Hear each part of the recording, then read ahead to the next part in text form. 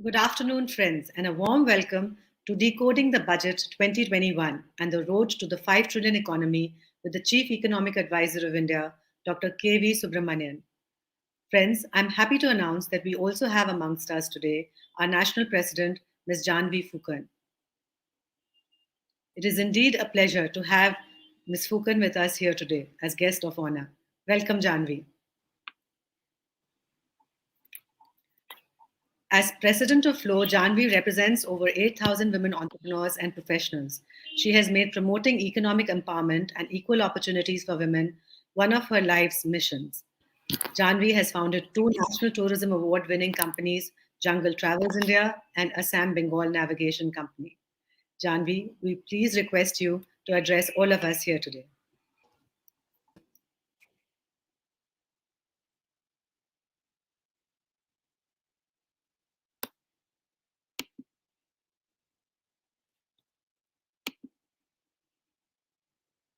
Um,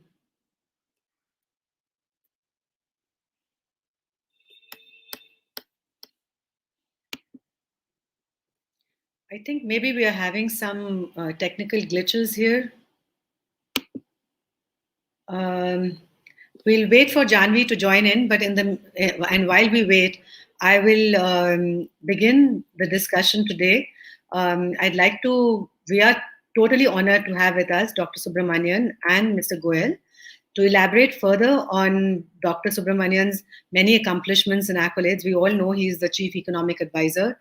He's an alumnus of the University of Chicago Booth School, as well as a top rank holder at IIT and IIM.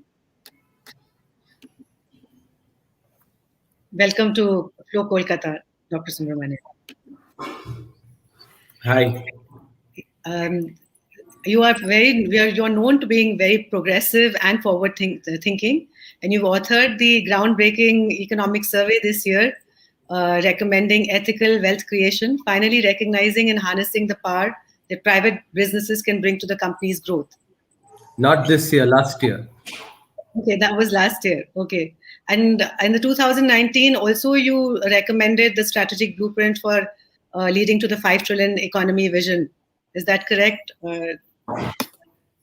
Yeah. So you have done extensive research in behavioral economics, banking, finance, law, innovation, and have served as a faculty member at some of the top business schools across the world. Thank you for joining us here today, and we're eager to hear your insights on this year's historic budget and the way forward to building the growth trajectory to every Indian's dream of a 5 trillion economy. Thank you very much. Am I audible? Yes, very much. You are. Yeah. So first, let me thank the organizers for having me to share my thoughts. Indeed, this year's budget actually is, I think, when history looks at not only this budget, but the policies that have been implemented over the last 1.5 years, I think, when the economic history is written along with 1991, this phase will actually be remembered as historic, because if we look at it, I'll just signal last week's speech by the Honorable Prime Minister in the floor of Parliament, where he talked about ethical wealth creation, about wealth creation in particular, and commended the private sector. I think for a country that has had the history of socialism, where wealth and wealth creators were regarded as a necessary evil, I think this is a very, very important change. And that's the big picture change that is happening.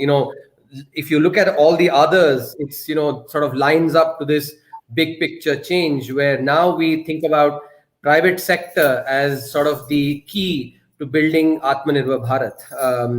And it's important to contrast.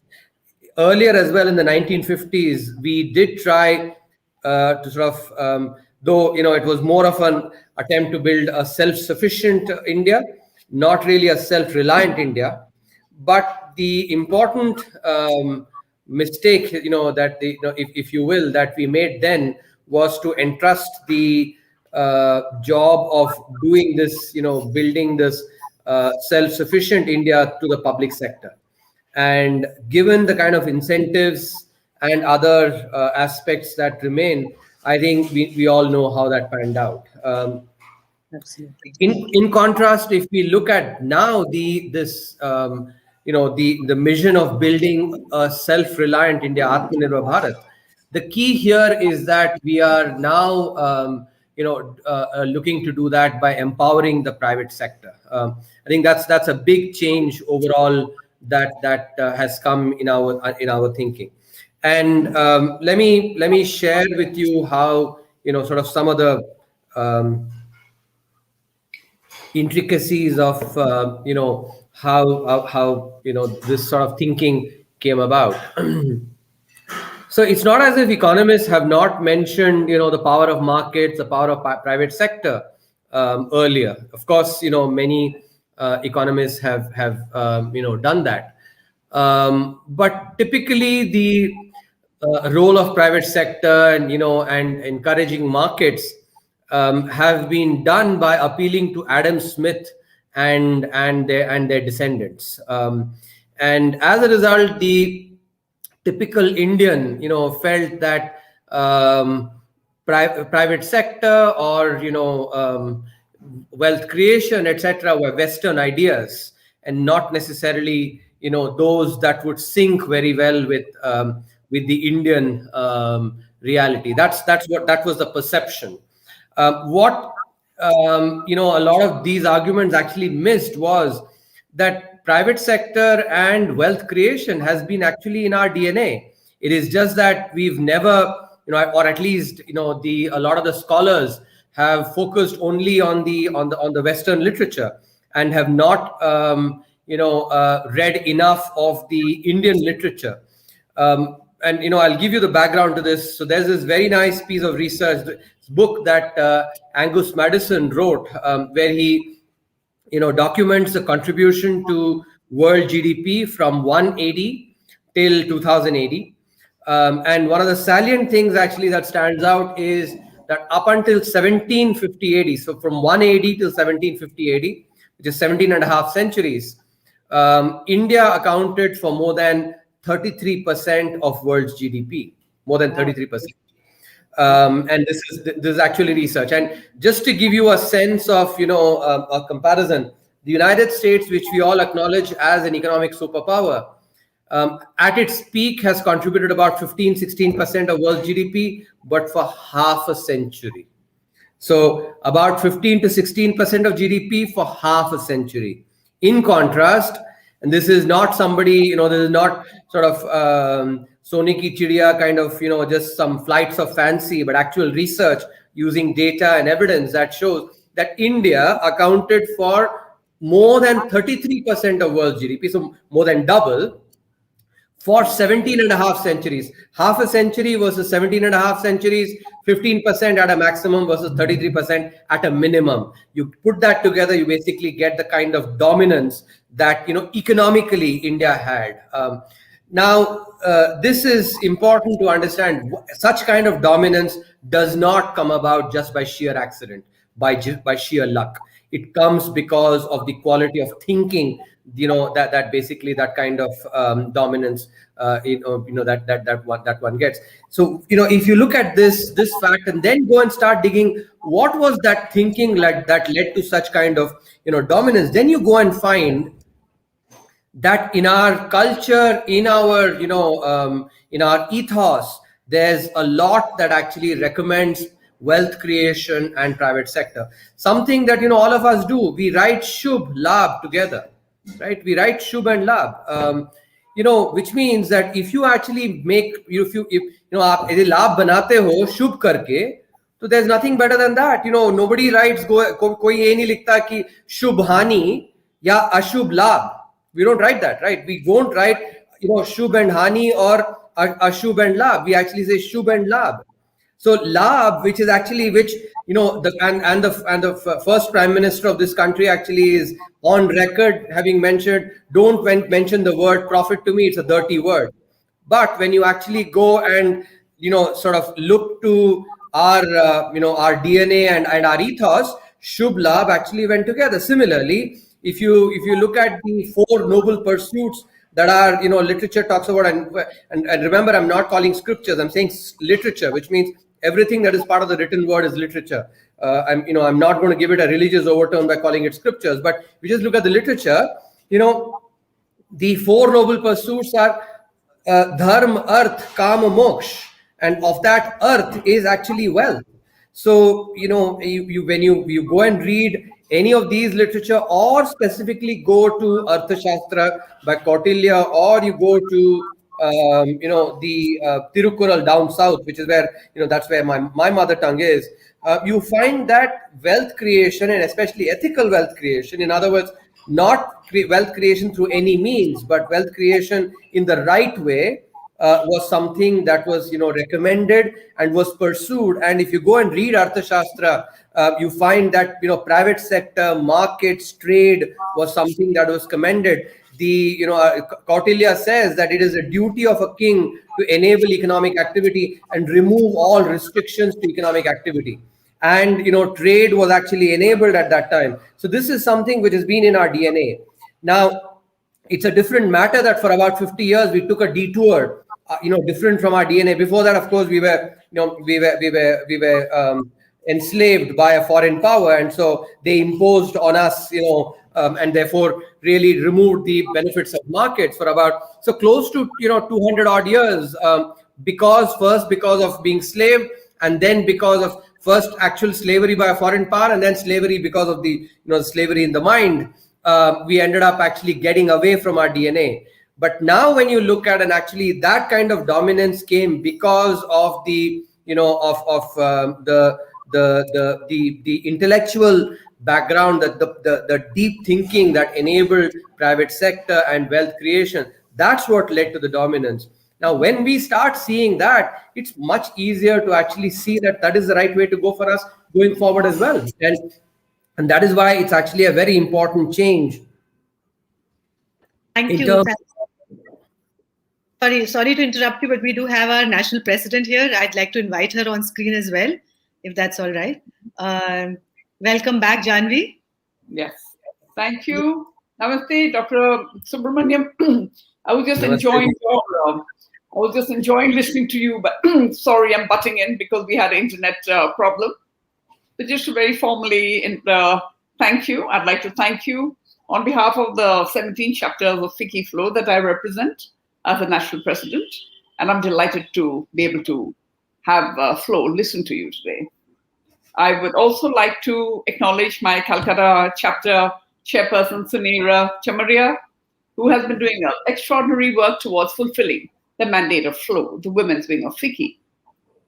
From skill training of women to trade facilitation to village adoption to women's health and legal awareness. Dr. Subramaniam, we've tried to cover these aspects, and Calcutta has done a great job with it. So talking of budgets, I had once read that former American President Barack Obama had said that a budget is more than just a series of numbers on a page. It is an embodiment of our values. I think this year we did see a very clear-headed and a growth-oriented budget, which is laying the foundation for Atmanirbhar Bharat. There's been a strong emphasis on infrastructure development, whether in social, physical, or financial infrastructure. We know that this will help us to propel growth, and all of us are waiting to see what it holds for the country. And the factors in India, especially the woman's silent role in the nation's goal of building the economy, has finally been addressed in your budget. And this makes us all very hopeful.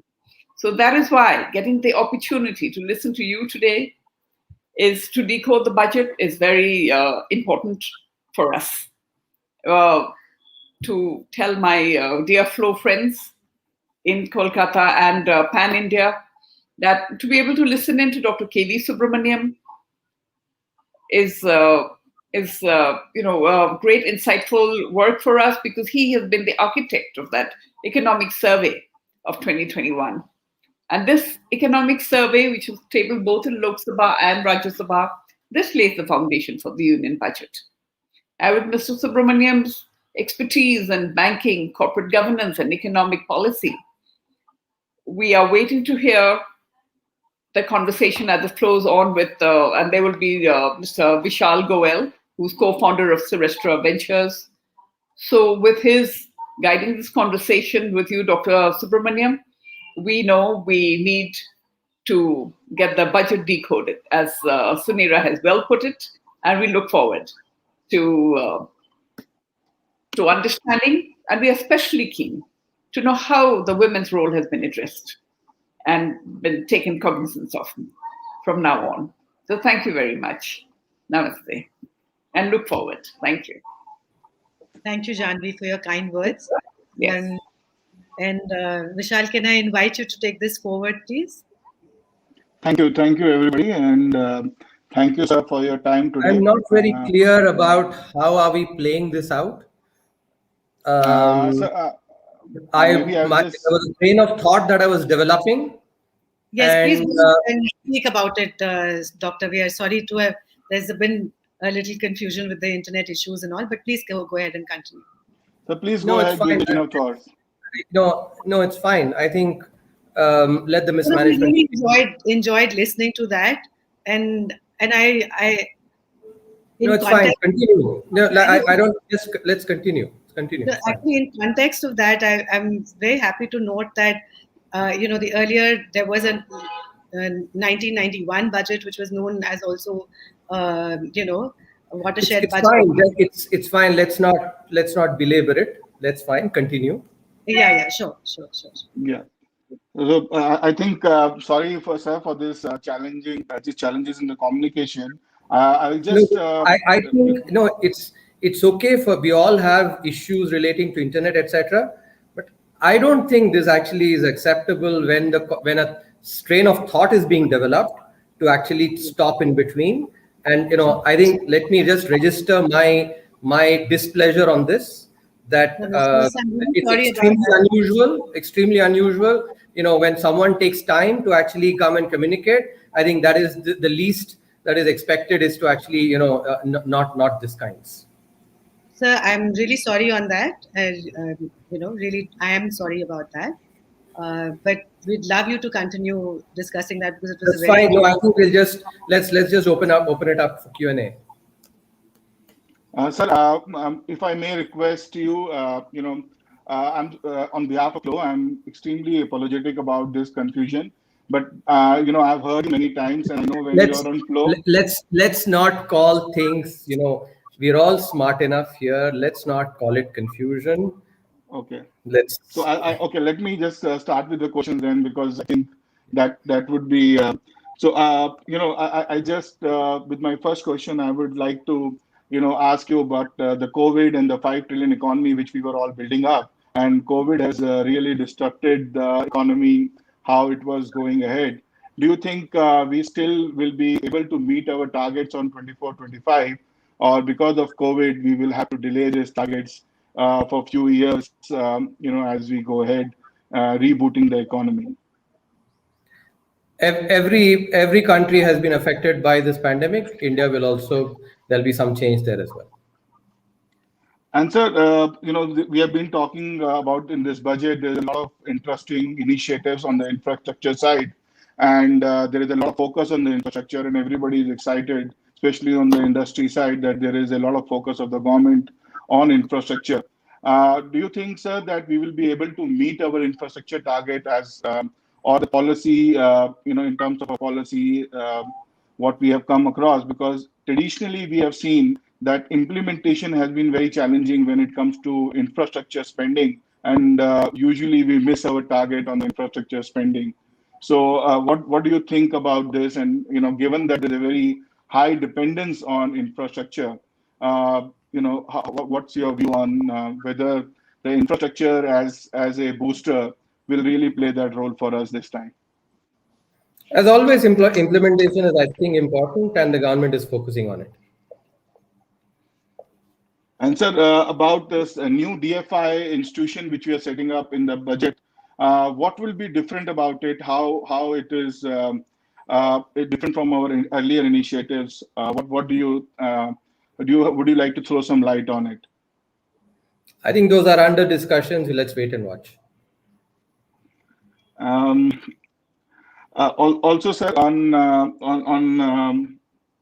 the deficit, there is a lot of focus on divestment and divestment targets. Do you think we'll be able to achieve those divestment targets? Because a lot of cash flow for the government this year would come from the divestment targets. And previously we have missed some of the divestment targets. Do you think the divestment targets this year would be met, and what would be the challenges of meeting those divestment targets? I think this year should not be there shouldn't be no difficulty in meeting the divestment targets, because most of these are spillover from last year. And sir, are we changing any processes on the divestment target, or we believe that our current processes and procedures will allow us to meet our current targets? No, I think, as I said, that because these are essentially a spillover from last year, we should be able to meet these targets. So there is also a lot of excitement about the bad bank, and the bank which is being proposed in it. It is very innovative and a novel initiative. How do you think it would work, and do you think it will just create a new pool of bad debts, or will it actually be a huge change process on the entire process of treating the NPAs and bad debts which the bank have today? By taking out the stock of bad debts, it actually will enable banks to focus on lending. Thank you, sir. COVID has especially impacted a lot of service sectors like aviation, tourism, hospitality, and these are contributing a lot to the employment number. Do you see these sectors turning around, and do you think government would come out with some additional measures to support this sector? Because even this financial year, after COVID vaccine, this will continue to be strained for at least next 6 months. Do you see any support or any strategy from the government to support these sectors? Overall, when demand comes back and the economy actually recovers, all sectors will benefit from the same. So my follow-on question would be on, do we, last year government came out with a lot of support during the COVID period. Do you think this will continue, or this is now past and we will be back to the normal government policy framework?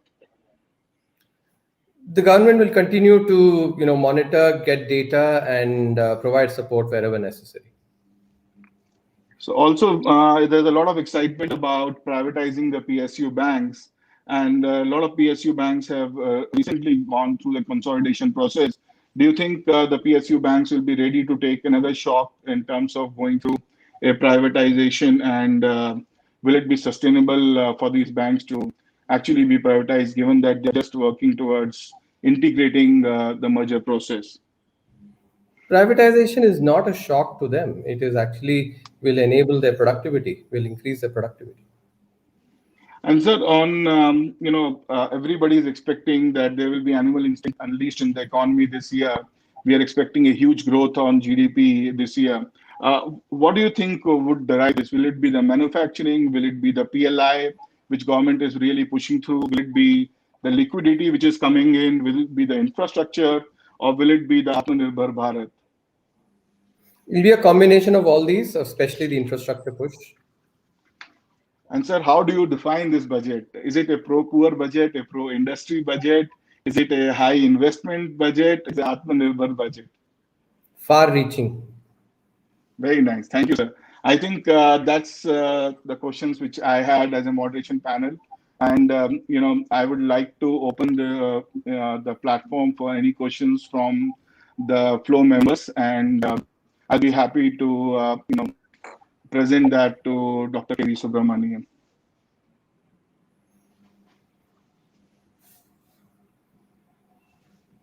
I just unmuted myself. Hello, yes. Sir, I wanted to ask you, there is a lot of hue and cry right now about the petroleum products, prices going up and all of that. We do understand the government does have constraints of, the monies available to them. But do you think this will cause some inflationary tailwinds in all the prices? What is the rationale for doing this? Can we expect relief anytime soon? See, inflation is mostly caused by food inflation. So I don't think fuel prices have contributed as much to inflation. I think that's important to understand. Right. Right. So are we looking at this for a really long-term sort of a solution for, um, and what do you No, think is the way? when you look at the taxes and especially excise duties, states charge excise duties on a ad valorem basis, while the excise duty of the center is fixed. So there is basically need for for coordination on this, because the oil prices have increased. As a result, the ad valorem excise duties have also increased. So I think that's the from an inflation perspective, as I said, the contribution has been primarily from food inflation. Right. Sir, I mean, are we looking to bring the petroleum products under the GST? I think that would rationalize things to some degree. Of course, I think that's the intent. I mean, it'll be a good move to bring it under GST. Of course, this is a decision the GST Council will have to take. Right, of course. Sir, for the tourism sector, which has faced quite a large onslaught during the COVID time, I don't think there was much support given for this sector. Is there any plan for this sector at all in the government's mind? So, as I was responding earlier as well, the focus has been on capital expenditure, and I've highlighted this before as well.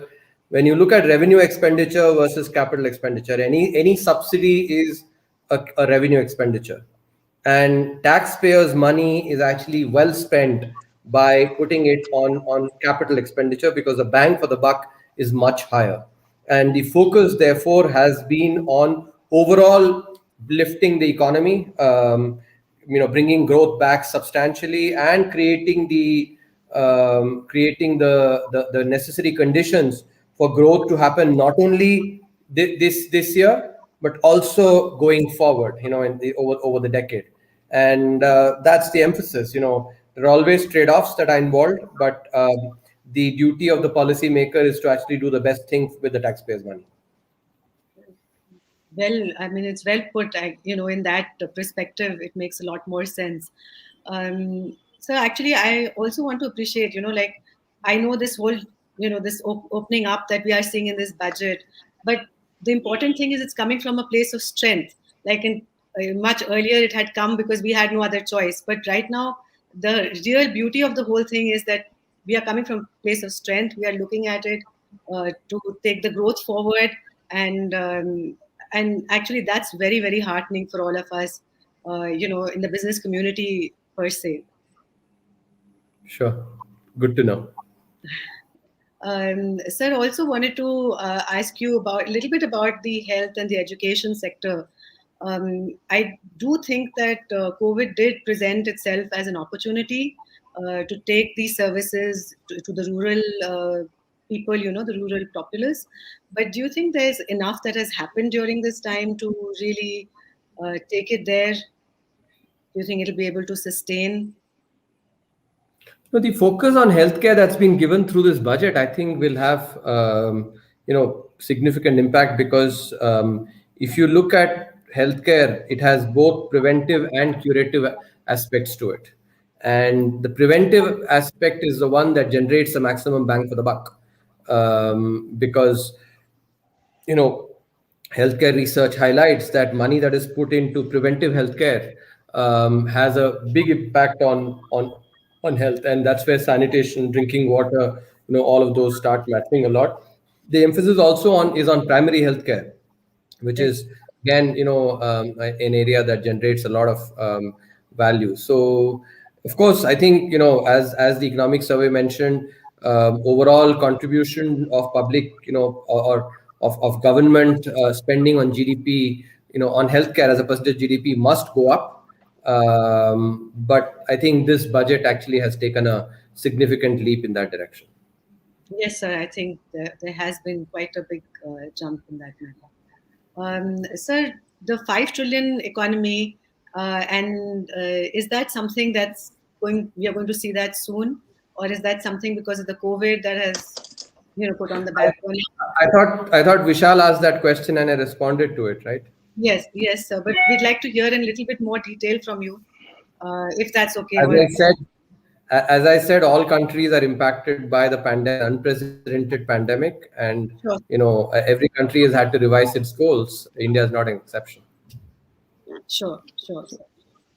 Okay, sir. There's a question from one of the on the income tax rates and whether, especially the individual income tax rates, have been on a unchanged given the COVID, and how does the government look at it? And do you think we expect some changes on that going forward?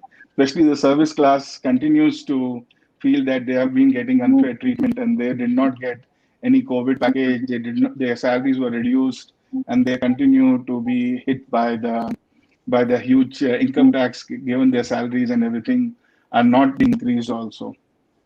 So I'm not quite sure about this huge income tax thing. The last year corporate tax rates were reduced significantly, and I understand this is a collection of primarily entrepreneurs who would enjoy the benefits from the significantly lower corporate tax rates which have been brought in. If you don't want to be availing any of the exemptions, 15% is the tax rate, and it is by far the lowest among all peer countries. So that's point number one.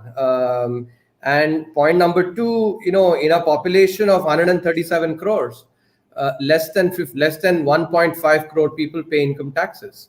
So in a country of 137 crores, can a population of 1.5 crores be called middle class? That's a question that I would ask you, because it's less than 1%. In advanced economies or other countries, actually 40% of the population pays taxes. When 40% pays taxes, I think that can be called middle class. But when 1% pays taxes, I don't know whether that the term is correct. And more importantly, as I've already mentioned, the tax rates have been reduced significantly, 15%. I don't think we can go any lower than 15%. So dil mange more is good, but I think we have to be realistic that money does not grow on trees, right? So welfare programs have to be done using taxpayers' money, and it's especially in a country like ours where there's so much absolute poverty. Those that are far more privileged must remind themselves of that. Sure, sir. One more question from one of the guests is about. And let me add to that. I actually count myself as part of that group itself. I am among this in the same salaried taxpayer group as well. Whether it is in my current role or in my previous role, I've never done any business, so I actually can never ever file as a business person. I've always filed taxes as a salaried person only. So it's not as if I'm saying something to someone else. I'm talking to my own group. And I share the same sentiment that I keep reminding myself that in a country of 137 crore people with so much people, so much absolute poverty, the fact that I actually have a salaried job is something that actually I have to be really, feel fortunate for, feel privileged for. It's a taxpayer who actually paid for my education, at IIT or even before that. And that is why actually, it's not just my own ability, but the benefits that, that I got from others, which is why actually I have a salaried job. And, every day I need to be reminding myself of the privilege that I enjoy, especially in a country like India. Very well said. Very well said, sir. Please go ahead, Sunita. Please go ahead. I actually had a small question regarding the widening of the tax base. Is that something that we are also considering? No, of course. You see, if you look at the last 6 years, the tax base number of tax filers has actually more than doubled. Right, sir. So of course, please go ahead. Of course, that's a big emphasis. The one big area which actually it's not the salary, it's the self-employed. The maximum amount of and I say this based on research, the maximum amount of tax evasion happens among the self-employed. You can some people will basically call it tax planning, others might call it tax evasion. Of course, these are sort of aspects of, but it is a fact. There's that if you take many of the professionals, those end up paying far less. If somebody who's actually an MBA, but who maybe runs a company, compared to an MBA who works as a salaried professional, the same MBA who works basically as a self-employed pays far less taxes than the MBA that works as a salaried employee. You can do that same thing. Take a doctor who actually works as a salaried person in a hospital versus a doctor that basically works self-employed, runs a clinic, pays far less taxes. Take a lawyer who actually works as a salaried employee in a law firm versus lawyer who actually runs his or her own practice, pays much lower taxes. And you can do this across professions, and you will see this, and that is where actually the big increase has to happen. And of course, while there is the aspect of compliance that government has to do, but I think the people like us also need to feel their duty. Sir, as you're rationalizing the taxes, I'm sure this tax base might, amongst the self-employed probably will widen further, because you have been rationalizing the taxes, definitely. But talking a little bit about the farm laws, and the government is trying to do reforms, but the political picture becomes very large. How would you be able to bring the sort of reforms that are required to take us forward and balance the politics of the whole thing? What is your view on that? See, agriculture is very emotive, and therefore I wouldn't, whether for positive or for negative reasons, I wouldn't extrapolate from agriculture onto other areas. That's, I think, the most important thing to remember. If you look at there's been a lot of other reforms that have been done in other areas, which have been able to, things have gone fine. The entire intent of agricultural reform is to actually give more option to the small farmer.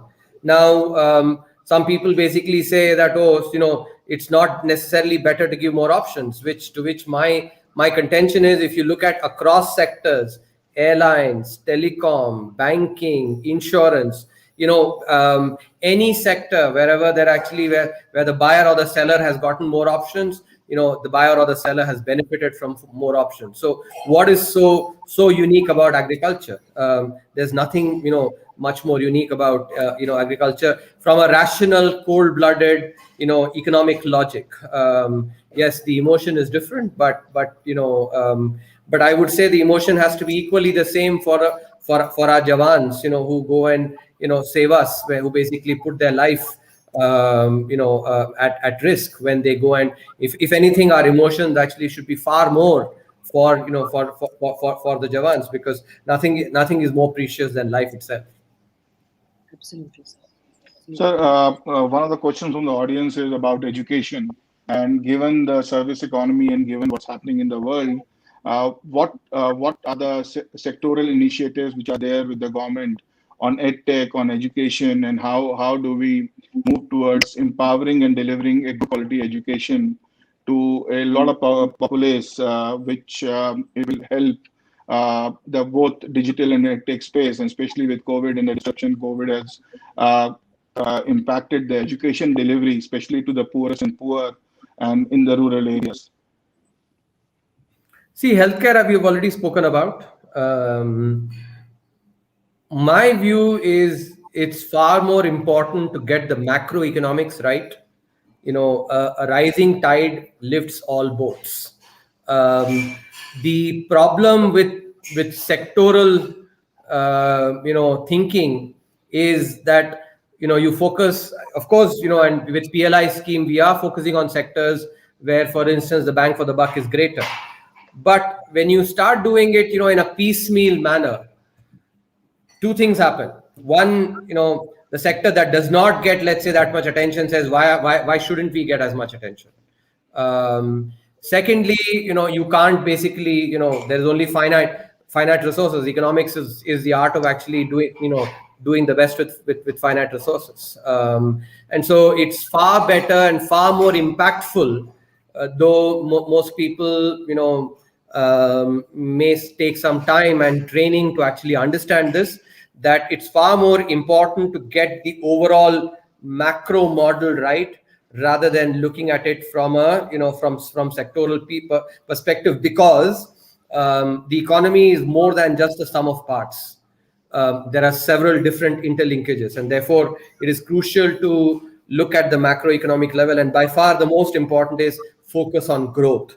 When you have growth, you basically have sectors improving as well. That doesn't mean you actually look at it, you do focus on sectors where you need to, but this piecemeal approach is not the way to actually get a robust, powerful model for economic development. So continuing on your thoughts, sir, on employment, with a large population being young and they're struggling to get employment, and especially the trained workforce who have spent a lot of time on engineering and spend a lot of money and of their parents studying, and they are not able to get jobs. How do we see as entrepreneurs, how do we see as investors an opportunity to create employment? And as somebody right there in the government, what would be your advice for entrepreneurs who are setting up new ventures, who are setting up new initiatives which could create employment, which can create a sort of economic multiplier? Because I think many a times a lot of entrepreneurs like us feel that we have lost ideas of how we can create social impact and also wealth for us, and create a good balance for this country, and be part of the ethical wealth creation. Maybe some ideas, and there are a lot of budding entrepreneurs who are listening to you now. Maybe that would be a great help for all of us. See, I think the first thing that an entrepreneur should remember is that when you provide one job, you're not just basically helping that person, you're uplifting an entire family. I'll share this, from my own personal experience. My father, was the first generation to actually work in a salaried job. He worked in the Indian Railways. He lost his father when he was 7 years old, and so he was the first person to actually, to work on a salaried job. But by being able to work in a salaried job, he was able to educate me and my brother, two of our siblings.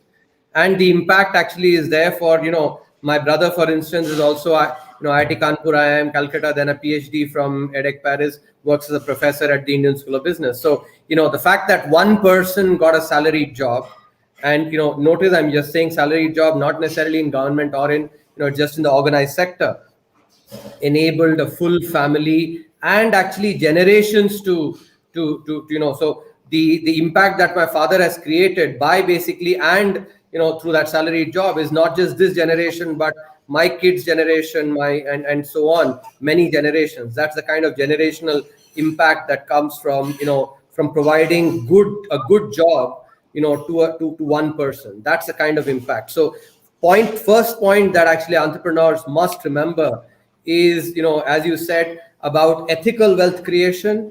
I would say it's also about not being myopic, but being more long run. And from my own, there's nothing better than a satisfied employee, in terms of the way that person contributes. I think that many people make this mistake of actually thinking they're very smart by being just, they keep counting the pennies.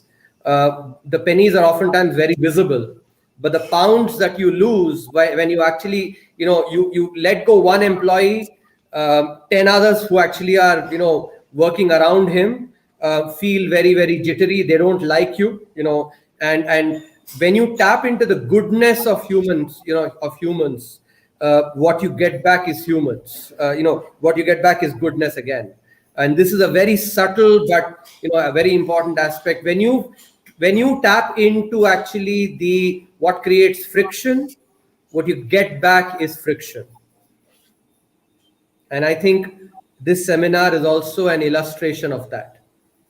That rather than tapping into goodness, when you tap into goodness, you get back goodness. When you take people for granted, what you get back is actually people also, giving back in friction. I think when you, in contrast, respect that person and tap into the goodness, what you get back is goodness. And I think that's what long run thinking is all about. Entrepreneurs can actually make the mistake, of taking people taking employees for granted. If people who actually can take care of themselves can be taken for granted, then I'm sure you can see how poorer employees actually with much less power can easily be taken for granted. But I think that's the most important thing to remember, not to take people for granted, especially employees who have much less power. That's the second point. The third point is that companies, in the private sector create far more jobs than governments do. And that is why opening up the private sector is extremely important. And I think these aspects that is what I actually want to leave you with. In some sense, what I want to say is, 99% of people that I see around me have a very limited definition of smartness, which is keep counting the pennies. But, actual smartness is being able to actually see those pounds that are not as easily visible. And that's what, and that comes from being really, treating people with respect, as human beings, irrespective of what the person's position is. For some of us actually behave the same way with the person who actually opens the door to our car as we do to others, at higher positions, because we respect the person for the person rather than the title that person holds. And that, humans are smart enough to be able to see that. And when, as an entrepreneur, you actually do it, you respect people for what they are, what you get back is actually far more. And I think these are some important, these are not easy. It's actually something that has to be cultivated, but that's what personal excellence is all about. When you pursue personal excellence in everything you do, in the way you think, I think that then reflects and people see, how you behave and respond. Thank you, sir. And my last question from my side is about the debate which is happening on the East-West divide in India, the North-South, especially on the economic disparity and economic development, and overall the economic parameters which are getting there's a huge disparity. What is happening between the East and West and North and South as the advisor to the government? And how do you see that this economic diversity, which can be a challenge to the country over the next 2-3 decades, how do we bridge that, and how is government addressing that disparity which is building up? I think right now, given the size of the Indian economy, the significant buying power that we have, we should be focusing on becoming completely self-reliant. I think that's what is the most important, and everything else has to add up to that. Which is, if you look at it in terms of our geopolitical interactions, those also must be from the perspective of really us becoming self-reliant. As the Honorable Prime Minister has rightly pointed out, a powerful India actually can really be most beneficial for a powerful world. Why? Because the ethics and the ethos that India brings is never one of opportunism. What India brings actually in the world's Committee of Nations is always large-hearted thinking and big picture thinking. So and that comes from our spiritual ethos, comes from the way we actually think about the world, about Vasudeva Kutumbakam. The entire world is my family. That's the way we think about it. We're not that insular in the way So, a self-reliant, powerful India is what is something that actually can really help the world as well. So right now, that must be our focus, actually, a self-reliant India by really enabling the private sector. Great. Sunita, over to you. Yes. Dr. Subramaniam, what I really, really appreciate is how you mix our philosophy and, the economy. It's actually really amazing and very interesting to hear. And it gives us a sense of pride in our own ancient philosophies, our understandings. And I think that's very, very important because somewhere down the line, we have forgotten that. We've always believed, we started to believe that the Western way of doing things is superior to our own, which I really appreciate that coming down from the top, this is being dissipated completely. So that's excellent. So I wanted to No, ask you a little bit. I'll Please go ahead. add on that, Sunita. Actually, you know, this is, in my opinion, actually is a frog in the well syndrome, because Right. some of us have had the opportunity to see the world, Right, sir. lived in different parts of the world, and then you start appreciating, as there is a saying in Hindi, dur ke dhol suhane hote hain. Yes. And when you actually go and live in a different place, you start seeing what is good about them, imbibe that, but at the same time also appreciate what is good about us. I think that वो जो चकाचौंध जो लगता है वो actually वो सब चला जाता है. You start seeing, that's a perspective you get by being in different parts of the world, not just going for vacation. When you go for vacation to a different, because if anywhere, vacation is always a different experience, but life is different from a vacation. And so many of us make the mistake of thinking that the way we live in a different country in a vacation is how life would be in that country. That is not what it is. And it requires wisdom to be able to make the distinction between what is vacation and what is actually life. And it's recognizing, as always, that grass looks greener on the other side.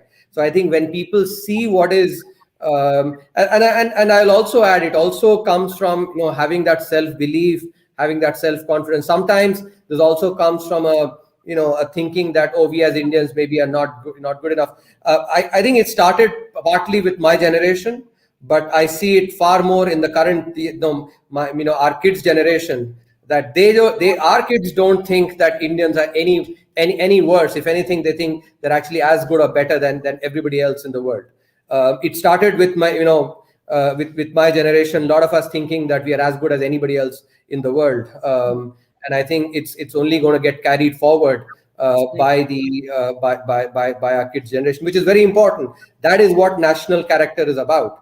National character cannot be about actually, it can't be about overconfidence, but it can't be about lack of confidence either. It has to be about showing the mirror, and the mirror shows good things and bad things. It's important to recognize those good things, pat ourselves on the back for the good things that the mirror shows, but at the same time acknowledge those maybe couple of freckles that we see in the mirror, which also need to be fixed.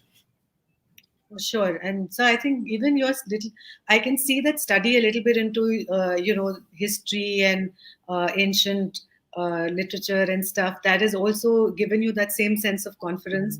And because I think a lot of that is not taught to us as we grow up, like in schools and things like that. It is self-taught. Sunira, actually, these things are not taught in any. Yeah.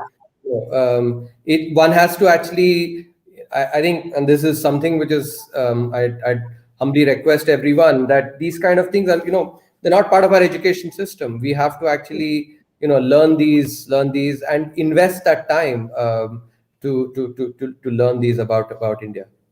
Yes, about our culture, which is so rich. I think one of our committee members also had a question. Can I request Rashmi to come on screen and ask your question, please? Hello, Dr. Subramaniam. I wanted to ask you regarding gold monetization scheme. We as women and most of the households in India are lined with huge banks of gold. So how is the government intending to monetize the same, and how are we intending to bring that awareness? Good question. Because there have been, I think the answer is not very simple. There have been a bunch of things that have been tried earlier by the, by the government. Maybe they've actually not really hit the, hit the nail on its head. This is an area where I think more can be done. Gold lies as an idle asset. But it's also about the fact that a lot of people still think about gold as a golden or things made in gold as a luxury item, as an item to be of for display, display on oneself. And that psyche is in my opinion what holds back a lot of but I actually see that, I think, again, this is also something that is changing with generation. For instance,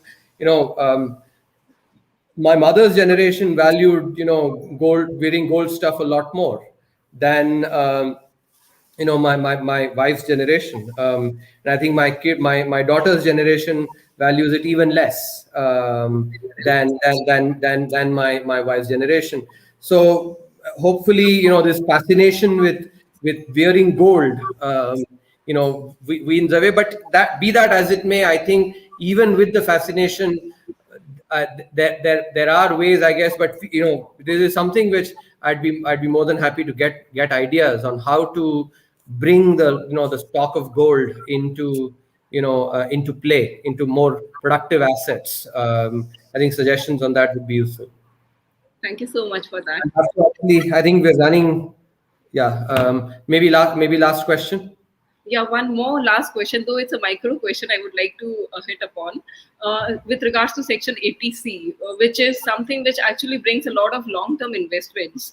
So, and in the long run, in the past, there has been no change in the slabs from 1.5 to 3 lakhs. So, what is the government intending to do for the same? This is something which every individual have been eyeing upon. Again, the Section 80C is used by the 1.5 crore people who pay taxes in a country of 137 crore people. So you can do the percentages there, and my and not just my thinking, but this is governed by research. If you look at a lot of research, savings in a country actually responds to growth, especially when demographics are favorable. It's not as much incentives for saving that as just increase in disposable income. So that's what really adds to savings in a country. So again, the focus has to be on keeping the tax code simple, really simple. Try and reduce the onerous jobs of chartered accountants, and just keep tax codes really simple. Because think about it, tax is actually, if for an economist, tax is just a transfer from the or if tax is saved, that is just a transfer from the government to the private sector. It does not add anything to the economy. And that's why, as an economist, it's a tax is just a pure transfer from the left hand of the economy to the right hand of the economy. It adds nothing to the overall economic activity in the country. And because it's a pure transfer. If, for instance, in a family, let's say the husband transfers something to the wife, that changes nothing to the overall wealth of the family. That's how tax actually is as well. And so, the focus must be always on expanding that pie, rather than thinking about, how do we take, a penny from, let's say, the right hand, put it into the left hand, or, take the penny from the left hand, put it in the right hand, either way. That's the way I like thinking about it, because for me, what is most important for the country is to grow that pie. Well said, sir. And also one more question: is government intending to bring something related to voluntary disclosure schemes also? I can't answer that. Okay. Thank you so much. Sunira, can I please request Manjari to come over for the vote of thanks? I'd also like to take a moment to felicitate Dr. Subramaniam. Sir, we are starting a specially equipped occupational therapy room for special needs kids in Samaritan Home. We've donated in your name a small sum of money, and that thank you very much. And we'd like to Thank you. felicitate you with that. That's a very nice gesture. I'm so proud of it. Thank you. Thank you, sir. Thank you. A sum of money has also been donated on your account. Thank you. I think that's a very thoughtful gesture, and it really warms my heart. Thank you so much. Thank you. Thank you. Can I invite Manjari for a vote of thanks, please? A very good afternoon to everyone. Thank you, Dr. Subramaniam, for your amazing knowledge in this subject and for clearing a lot of our doubts and for clarifying a lot of issues I think that was in everyone's mind. And we once again apologize for anything that we might have upset you, but honestly, every minute of having you at this event was absolutely worth it and so knowledgeable. So thank you so much for sharing this with us. Thank you, Mr. Vishal Goel, for moderating this event so beautifully. You really did get a lot of information out and you asked questions that were just on point. Thank you so much.